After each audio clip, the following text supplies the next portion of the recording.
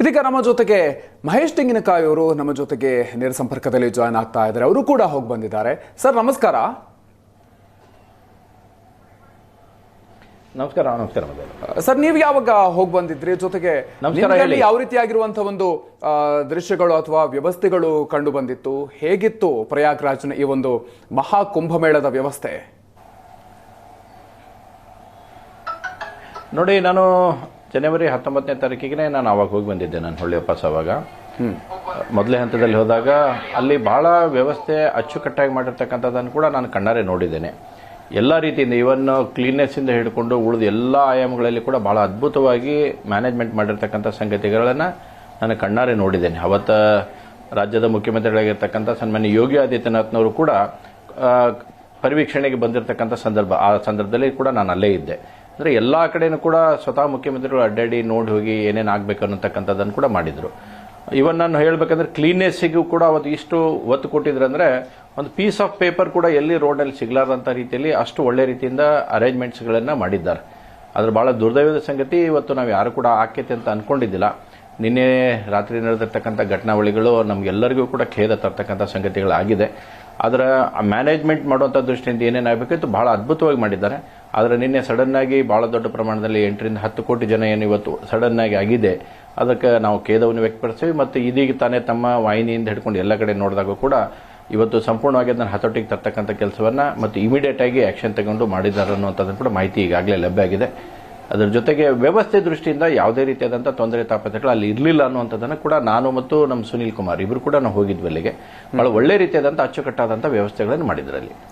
ಮಹೇಶ್ ತೆಂಗಿನಕಾಯಿ, ಇಂಥ ಒಂದು ಕೋಟ್ಯಂತರ ಜನರು ಕಾರ್ಯಕ್ರಮದಲ್ಲಿ ಭಾಗವಹಿಸುವಂತ ಒಂದು ಸಂದರ್ಭದಲ್ಲಿ ಅಲ್ಲಿ ಕಮ್ಯುನಿಕೇಶನ್ ಮಾಡುವಂತ ವಿಚಾರ ಕೂಡ ಬಹಳಷ್ಟು ಮುಖ್ಯ ಆಗುತ್ತೆ. ಸೊ ಅದು ಯಾವ ರೀತಿಯಾಗಿತ್ತು ಅನ್ನುವಂಥದ್ದು ಒಂದು ವಿಚಾರ. ಜೊತೆಗೆ ಪೊಲೀಸರು ಮತ್ತು CRPF ಕೇವಲ VIP ಗಳಿಗೆ ಮಾತ್ರವೇ ಅಲ್ಲಿ ಮಾಹಿತಿಗಳನ್ನು ಕೊಡ್ತಾರೆ, ಜನಸಾಮಾನ್ಯರನ್ನ ಅವರು ಕಡೆಗಣಿಸ್ತಿದ್ದಾರೆ ಅನ್ನುವಂಥ ಒಂದಷ್ಟು ಮಾತುಗಳು ಕೂಡ ಸೋಷಿಯಲ್ ಮೀಡಿಯಾದಲ್ಲಿ ಹೋಗಿ ಬಂದವರೇ ಒಂದಷ್ಟು ಜನ ಹೇಳುವಂಥದ್ದು, ಆರೋಪವನ್ನು ಮಾಡ್ತಾ ಇರುವಂಥದ್ದು ಕೂಡ ಇದೆ.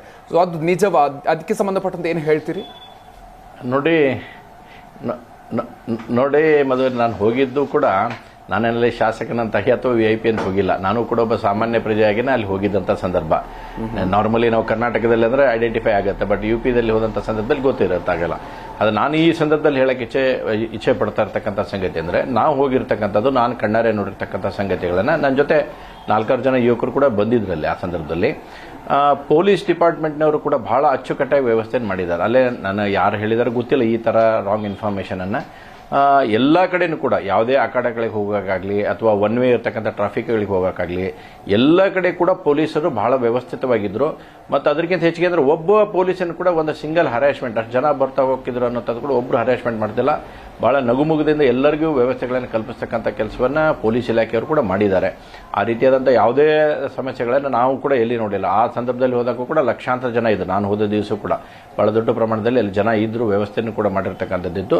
ನಾನು ಆವಾಗಲೇ ಮಾತಾಡ್ತಿದ್ದೆ, ನಾರ್ಮಲಿ ಈ ಥರ ಒಂದು ವ್ಯವಸ್ಥೆ ಇದ್ದಾಗ ಸಿಟ್ಟಿಗೆ ಹೇಳೋದು ಮಾಡುವಂಥದ್ದು ಸಾಮಾನ್ಯ ಆಗಿರುತ್ತೆ.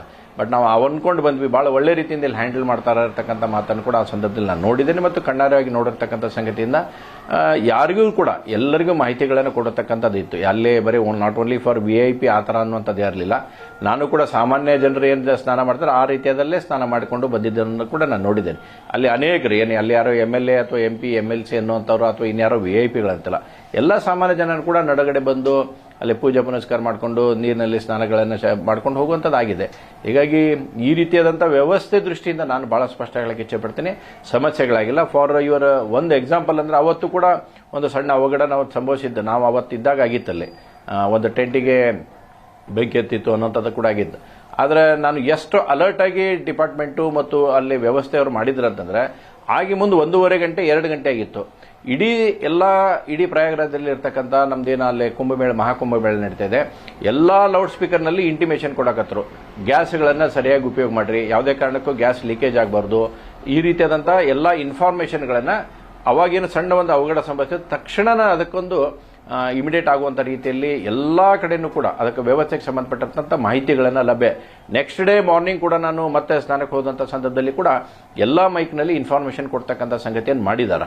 ಆ ರೀತಿಯಾದಂಥ ಯಾವುದು ಕೇರ್ಲೆಸ್ ಅನ್ನೋದಾಗಲಿ ಈ ರೀತಿಯಾಗಲಿ ಯಾವುದು ಕೂಡ ಅಲ್ಲಿ ಮಾಡುವಂಥದ್ದು ಪ್ರಶ್ನೆನೇ ಇಲ್ಲ.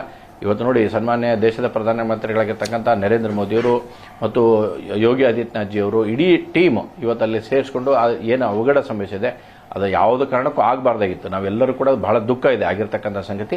ಆದರೆ ಇವತ್ತು ತಹಬದಿಗೆ ತರ್ತಕ್ಕಂಥ ಕೆಲಸವನ್ನು ಮಾಡಿದ್ದಾರೆ. ಜನರಿಗೂ ಕೂಡ ನಾವು ವಿನಂತಿ ಮಾಡ್ತೇನೆ. ನಾವು ಮೊನ್ನೆ ಹೋದಾಗ ಕೂಡ ಕೆಲವೊಬ್ರು ಆಗಲೇ ಇಮಿಡಿಯೇಟ್ ಆಗಿ ಇಳಿದು ಇನ್ನು ಬೋಟ್ ನಿಲ್ಲಿಸೋಕ್ಕಿಂತ ಮೊದಲೇ ನೀರಿನಲ್ಲಿ ಇಳಿಯುವಂಥ ಪ್ರಯತ್ನ ಮಾಡ್ತಿರ್ತಾರೆ. ಆ ರೀತಿ ಸಣ್ಣ ಪುಟ್ಟ ಸಮಸ್ಯೆಗಳನ್ನು ಮಾಡ್ಕೊಳೋಂಥದ್ದಾಗಿರುತ್ತೆ. ಜನರು ಕೂಡ ಸ್ವಲ್ಪ ಸಂಯಮದಿಂದ ನಾವು ವರ್ತನೆ ಮಾಡಿದ್ವಿ ಅಂದರೆ ಈ ರೀತಿಯಾದಂಥ ಸಮಸ್ಯೆಗಳ ಬರಲಾರದ ರೀತಿಯಲ್ಲಿ ನಾವು ಕೂಡ ಒಂದಿಷ್ಟು ಪಾಲ್ದಾರ ಆಗ್ಬೋದು. ಓಕೆ ಥ್ಯಾಂಕ್ ಯು ಮಹೇಶ್ ತೆಂಗಿನಕಾಯಿ ಅವರೇ, ಏಷ್ಯನ್ ಇಟ್ ಸುವರ್ಣ ನ್ಯೂಸ್ ಜೊತೆ ಮಾತಾಡಿದ್ದಕ್ಕೆ.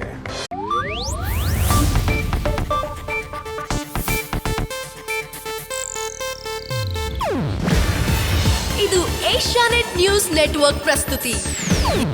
ನೀವು ನೋಡ್ತಿದ್ದೀರಾ ಏಷ್ಯಾನೆಟ್ ಸುವರ್ಣ ನ್ಯೂಸ್.